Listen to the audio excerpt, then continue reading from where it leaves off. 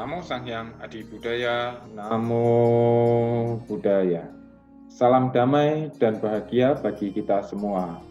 Ananda semua, jumpa kembali bersama Teacher Jumadi dalam pendidikan agama Buddha dan Budi Pekerti.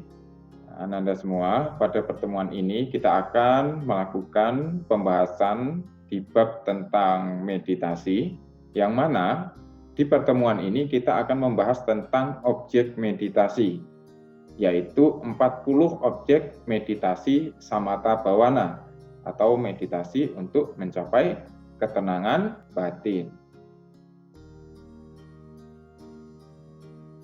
Sebelum kita membahas tentang 40 objek meditasi samatha bhavana, teacher akan terlebih dahulu menjelaskan tentang apa itu objek dan apa itu objek meditasi. Objek dalam Kamus Besar Bahasa Indonesia ini memiliki arti bahwa objek adalah benda, hal, dan sebagainya yang dijadikan sasaran untuk diteliti, diperhatikan, dan sebagainya. Jadi, ketika kita melakukan meditasi, maka objek meditasi adalah sesuatu yang dijadikan sasaran untuk diteliti atau diperhatikan di dalam pelaksanaan meditasi. Kemudian, berdasarkan objeknya, meditasi itu dibagi menjadi dua macam, yaitu yang pertama, meditasi dengan memperhatikan satu objek meditasi.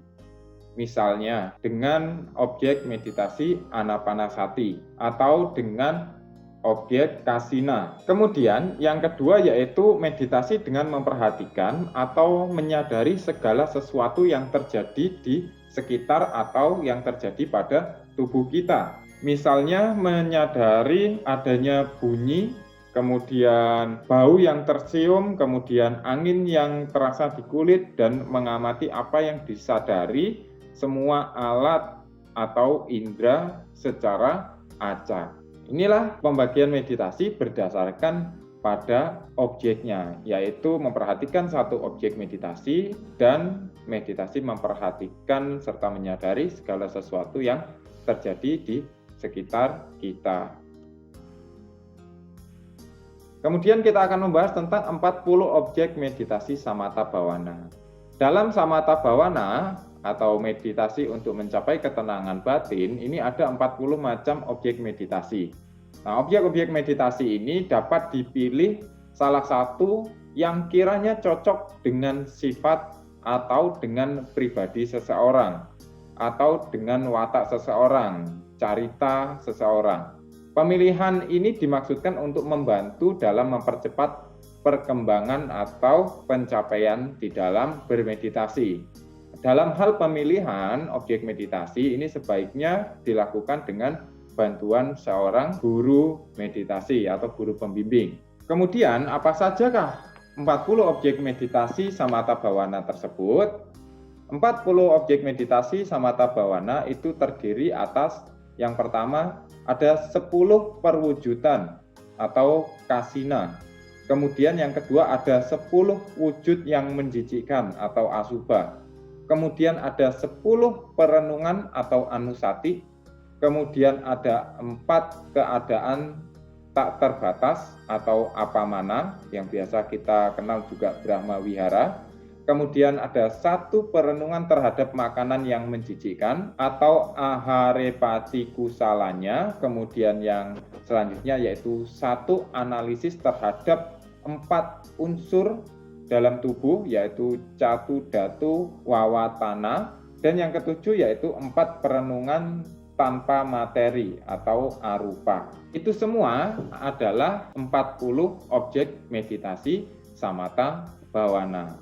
Dan sekarang kita akan membahas masing-masing dari bagian objek meditasi samatha bhavana tersebut. Ya, yang pertama kita akan membahas tentang 10 perwujudan atau kasina. 10 kasina yaitu 10 perwujudan atau 10 wujud benda.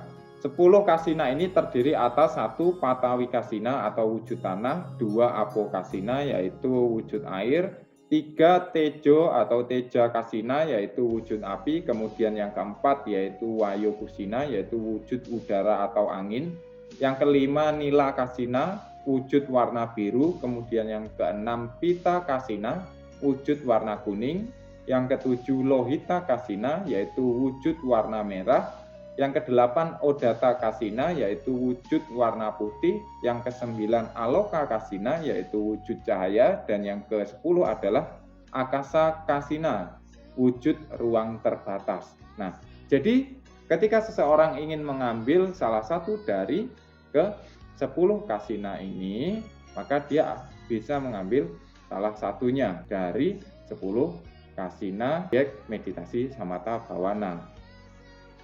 Oke, mari kita bahas tentang kasina ini. Yang pertama yaitu patawi kasina atau wujud tanah. Ketika seseorang mengambil objek meditasi kasina, dalam hal ini patawi kasina atau wujud tanah, maka orang tersebut dapat menggunakan tanah yang ada di kebun atau dapat dipakai kebun yang baru saja dicangkul, atau ada segumpal tanah yang kemudian dibulatkan dan di situ kemudian kita menggunakannya sebagai objek dalam kita melakukan meditasi. Kemudian yang kedua yaitu apokasina, yaitu wujud air. Untuk pelaksanaan meditasi dengan objek kasina apo atau wujud air, ini dapat dipakai sebuah telaga ya atau sungai, atau air yang ada di dalam ember atau air yang ada di dalam gelas. Kita memperhatikan air tersebut, mengamati dan memperhatikan. Kemudian yang ketiga yaitu tejo atau teja kasina, yaitu warna api. Seseorang yang mengambil objek meditasi dengan wujud api, ini dapat menggunakan api yang menyala-nyala yang di depannya diletakkan seng yang berlubang, atau mengamati api yang ada di lilin dan sebagainya. Selanjutnya yaitu wayo kasina, yaitu objek meditasi dengan wujud udara atau angin. Ketika seseorang melakukan meditasi dengan objek kasina angin, dia dapat menggunakan angin yang berhembus di pohon atau angin-angin yang menyentuh badannya atau yang meniup badannya. Di situ seseorang bisa untuk mengamati dan merenungkan dari angin tersebut. Kemudian kasina yang dalam bentuk warna. Ini ada 1, 2, 3, 4 ya. Ada 4 kasina warna. Yang pertama yaitu wujud warna biru atau nila, yang kedua wujud warna kuning yaitu lohita, dan yang keempat wujud warna putih atau odata. Bagi seseorang yang melaksanakan meditasi dengan objek kasina warna 4 ini dapat menggunakan benda-benda seperti bulatan dari kertas, kain, papan, atau bunga yang berwarna biru, kuning, merah, atau putih yang digunakan sebagai objek bermeditasi untuk mengamati benda tersebut. Kemudian ada aloka kasina, yaitu wujud cahaya. Bagi seseorang yang melakukan meditasi dengan objek aloka kasina atau kasina cahaya, ini dapat menggunakan cahaya matahari atau bulan yang memantul di dinding atau di lantai melalui jendela dan lain. Kemudian ada akasa kasina, yaitu wujud ruang terbatas. Bagi seseorang yang mengambil objek meditasi kasina ruang terbatas, ini dapat menggunakan ruangan kosong yang mempunyai batas-batas di sekelilingnya, seperti menggunakan drum dan lain-lain. Yang kedua, yaitu adanya 10 asubha. 10 asubha ini adalah 10 wujud kekotoran, atau kita bisa mengatakan sebagai 10 wujud mayat.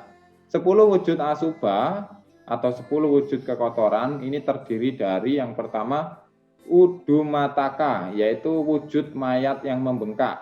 Kemudian yang kedua winilaka, yaitu wujud mayat yang berwarna kebiru-biruan. Yang ketiga yaitu wipubaka, wujud mayat yang bernanah. Kemudian yang keempat, wicidaka, yaitu wujud mayat yang terbelah di tengahnya. Kemudian yang kelima, wikahayitaka, yaitu wujud mayat yang digerogoti binatang-binatang. Kemudian yang keenam, wikitaka, yaitu wujud mayat yang telah hancur lebur. Kemudian yang ketujuh yaitu hata wikitaka, yaitu wujud mayat yang busuk dan hancur. Kemudian yang kedelapan yaitu wujud lohitaka, yaitu wujud mayat yang berlumuran darah. Yang kesembilan puluwaka, yaitu wujud mayat yang dikerubungi belatung-belatung. Dan yang kesepuluh yaitu atika, yaitu wujud tengkorak. Bagaimana tahapan dari meditasi Asubha? Tahapan dari meditasi dengan menggunakan objek Asubha ini dapat dilakukan dengan cara melihat atau membayangkan sesosok tubuh yang telah menjadi mayat, kemudian diturunkan ke dalam lubang kuburan, kemudian mayat itu menjadi membengkak, membiru, bernanah, terbelah di tengahnya, dikeroyok oleh burung-burung gagak atau serigala, hancur dan membusuk, berlumuran darah, dikerumuni oleh lalat-lalat dan belatung, dan akhirnya menjadi tengkorak. Nah, setelah itu kemudian kita menarik kesimpulan terhadap badannya sendiri. Badanku ini juga mempunyai sifat-sifat itu sebagai kodratnya, tidak dapat dihindari. Nah, hal ini bertujuan agar mengurangi keegoisan dan keserakahan pada diri kita. Bahwasanya badan kita itu juga tidak kekal. Badan kita itu juga diliputi dengan anicca yang seperti layaknya seonggok mayat yang nantinya akan hancur. Selanjutnya yaitu 10 anusati. Yang ketiga ya, tadi sudah 10 kasina dan 10 asubha berarti sudah 20, dan yang sekarang 10 anusati, berarti setelah 10 anusati ini sudah 30 objek meditasi. 10 anusati atau 10 macam perenungan. 10 macam perenungan ini terdiri atas yang pertama yaitu Buddhanusati, perenungan terhadap Buddha. Yang kedua yaitu Dhammanusati, yaitu perenungan terhadap Dhamma. Yang ketiga Sanghanusati, yaitu perenungan terhadap Sangha. Kemudian yang keempat Silanusati, yaitu perenungan terhadap sila. Kemudian yang kelima Caganusati, yaitu perenungan terhadap kebajikan. Yang keenam Dewatanusati, yaitu perenungan terhadap makhluk-makhluk agung atau para dewa. Kemudian yang ketujuh Marananusati, yaitu perenungan terhadap kematian. Yang kedelapan Kayagatasati, perenungan terhadap badan jasmani. Anapanasati, perenungan terhadap pernapasan, dan yang ke-10 yaitu Upasamanusati, perenungan terhadap nibbana atau nirwana. Oke, mari kita bahas untuk satu persatu dari 10 objek meditasi anusati atau perenungan. Yang pertama yaitu Buddhanusati. Ketika seseorang mengambil objek meditasi dengan objek yaitu perenungan terhadap Buddha, maka orang tersebut harus merenungkan kemuliaan Buddha, yang mana kemuliaan Buddha itu adalah yang maha suci, yang telah mencapai penerangan sempurna, sempurna pengetahuan serta tingkah lakunya, sempurna menempuh jalan ke nibbana, pengenal segala alam, pembimbing manusia yang tiada taranya, guru para dewa dan manusia, yang sadar, yang patut dimuliakan. Nah, inilah yang harus dilakukan oleh seseorang yang telah mengambil objek meditasi Buddhanusati. Kita sering membaca ketika puja bakti membaca Buddhanusati, tapi kadang kita hanya baca palinya saja. Kita tidak baca artinya. Nah, inilah arti dari Buddhanusati. Di situ kita merenungkan tentang kemuliaan Buddha. Oke? Yang kedua yaitu Dhammanusati. Dhammanusati, ketika seseorang mengambil objek meditasi Dhammanusati, maka orang tersebut harus merenungkan tentang 6 sifat dari Dhamma. Ya, ke-6 sifat itu terdiri atas 1, telah sempurna dipaparkan, nyata di dalam kehidupan, tak lapuk oleh waktu, mengundang untuk dibuktikan, menuntun ke dalam batin, dapat diselami oleh para bijaksana dalam batin masing-masing. Sama dengan Buddhanusati, Dhammanusati ini juga ada di parita yang biasa kita baca. Ya, jadi ketika seseorang mengambil objek Dhammanusati, maka orang tersebut harus merenungkan tentang sifat-sifat mulia dari Dhamma, dan kemudian juga merenungkan apakah kita telah melaksanakan Dhamma ini dengan baik dan benar. Kemudian yang ketiga yaitu Sanghanusati. Sanghanusati ketika seseorang mengambil objek meditasi dengan merenungkan kemuliaan Sangha, yang di sini adalah 9 sifat dari Arya Sangha. Yang ke-9 sifat Arya Sangha itu adalah telah bertindak baik, telah bertindak lurus, telah bertindak benar, telah bertindak patut, patut menerima persembahan, patut menerima tempat bernaung, patut menerima bingkisan, patut menerima penghormatan, lapangan untuk menanam jasa yang tiada taranya di alam semesta. Sama dengan Buddhanusati dan Dhammanusati, Sanghanusati ini juga ada di dalam parita yang biasa kita baca. Di sini kita harus merenungkan tentang kemuliaan dari Sangha, karena Sangha telah bertindak benar, bertindak lurus, bertindak baik, bertindak patut, maka kita harus melakukan jasa kebajikan kepada Sangha. Karena Sangha merupakan lapangan untuk menanam jasa yang tiada taranya di alam semesta.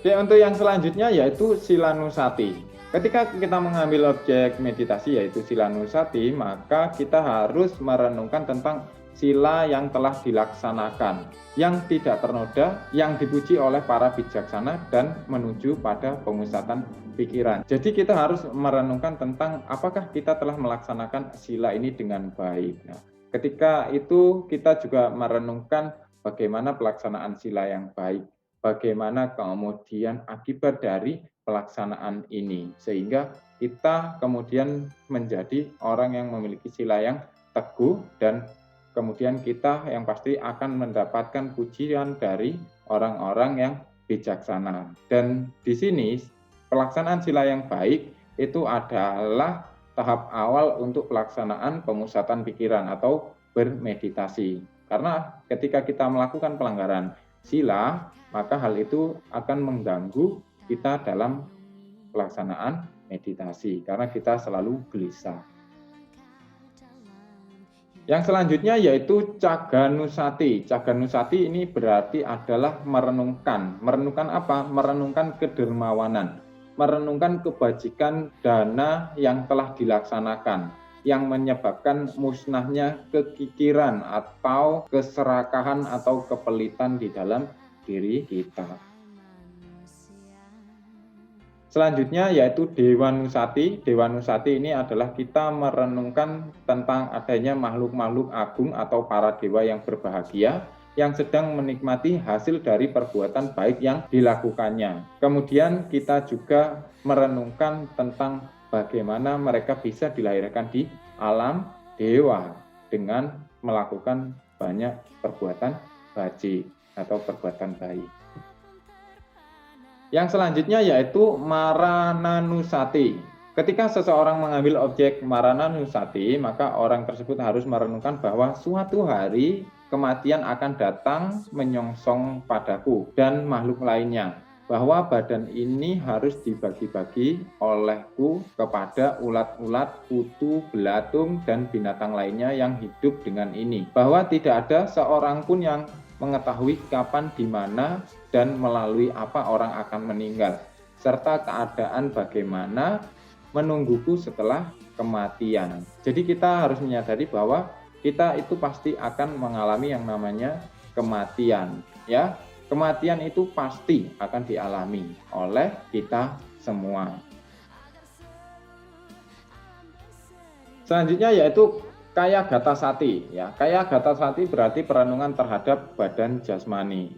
Orang yang mengambil objek meditasi Kayagatasati, maka orang tersebut harus merenungkan 30 bagian dari anggota tubuh, mulai dari telapak kaki ke atas dan dari puncak kepala ke bawah, yang diselubungi kulit dan penuh dengan kotoran, bahwa di dalam badan ini terdapat rambut kepala, bulu, badan, kuku, gigi, kulit, daging, urat, tulang sumsum, ginjal, jantung, hati, selaput dada, lipah, paru-paru, usus, saluran usus, perut, kotoran, empedu, lendir, nanah, darah, keringat, lemak, air mata, minyak kulit, ludah, ingus, cairan sendi, air kencing, dan otak.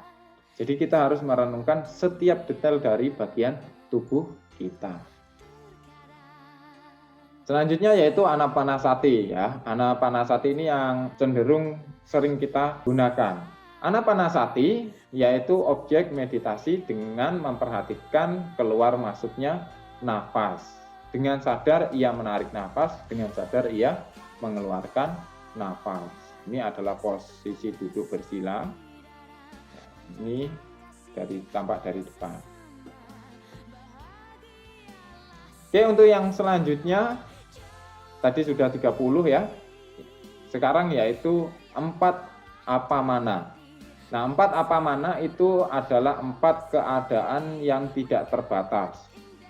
Yang biasa disebut juga dengan Brahma Wihara, yang terdiri atas metta, karuna, mudita, dan ubeka. Metta bhavana. Ketika seseorang melakukan objek meditasi dengan metta bhavana, maka seseorang harus memulai dari dirinya sendiri.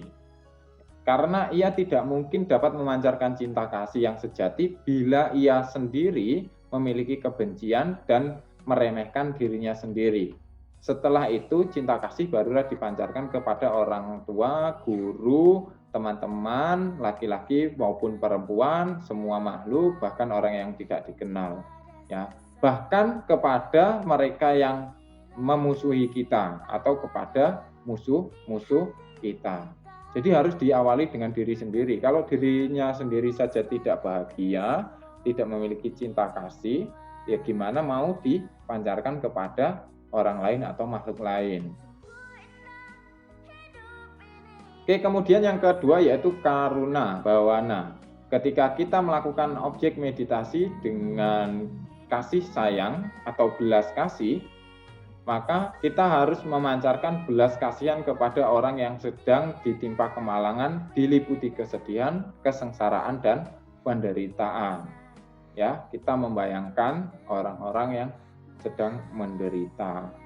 Kemudian kita memancarkan belas kasihan padanya. Selanjutnya yaitu mudita bhavana. Ketika seseorang mengambil objek mudita bhavana, maka orang tersebut harus memancarkan perasaan simpati kepada orang yang sedang bersuka cita. Ia turut berbahagia melihat kebahagiaan orang lain. Kemudian upeka bhavana. Ketika seseorang mengambil objek meditasi upeka bhavana, maka orang itu harus menyadari dan orang itu harus tetap tenang menghadapi suka duka, dipuji ataupun dicela, untung dan rugi, tenang, seimbang. Oke, objek yang selanjutnya yaitu 1 ahara patiku salanya, yaitu 1 perenungan terhadap makanan yang menjijikkan. Ya, dalam praktek meditasi dengan objek ahara patiku salanya, direnungkan bahwa makanan adalah barang yang menjijikkan. Bila telah berada di dalam perut, direnungkan bahwa apapun yang telah dimakan, diminum, dikunyah, dicicipi, semuanya akan berakhir sebagai kotoran atau tinja dan air seni atau urin. Jadi di sini setelah kita melakukan meditasi ini, kita tidak melekat pada makanan, bahwa makanan itu tujuannya adalah untuk kelangsungan hidup, baik itu makanan yang mahal atau makanan yang murah, itu akan berakhir sebagai kotoran tinja atau sebagai air seni atau urin. Oke. Selanjutnya yaitu objek meditasi dengan 1 catu datu watana atau analisis terhadap keempat unsur yang ada di dalam badan jasmani. Kita menyadari bahwasanya di dalam tubuh kita itu terdapat 4 unsur. Yang pertama yaitu patawi datu, unsur tanah atau unsur padat, ya seperti daging, tulang, dan lain sebagainya. Kemudian yang kedua yaitu apodatu, yaitu unsur air atau unsur cair yang terdiri atas keringat, air liur, urin, kemudian darah. Kemudian ada unsur tejodatu atau ada unsur api, ada unsur panas di dalam diri kita. Kemudian ada wayodatu yaitu unsur angin atau unsur gerak di dalam diri kita. Kemudian yang terakhir yaitu 4 arupa, yaitu 4 perenungan terhadap tanpa materi. 4 arupa atau 4 perenungan terhadap materi ini terdiri dari 1. Kasinugahati maka sampanyati, yaitu objek ruang yang sudah keluar dari kasina.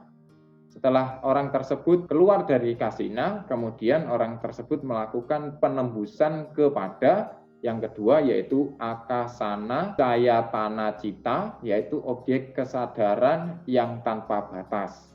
Setelah orang tersebut keluar dari kasina ke objek tanpa batas, kemudian lanjut ke nadi bawa panyati, yaitu objek kekosongan. Setelah itu lanjut ke penembusan terhadap akincanya yatana cita, yaitu objek bukan pencerapan pun tidak bukan pencerapan. Nah, ini adalah 4 arupa atau 4 perenungan tanpa materi.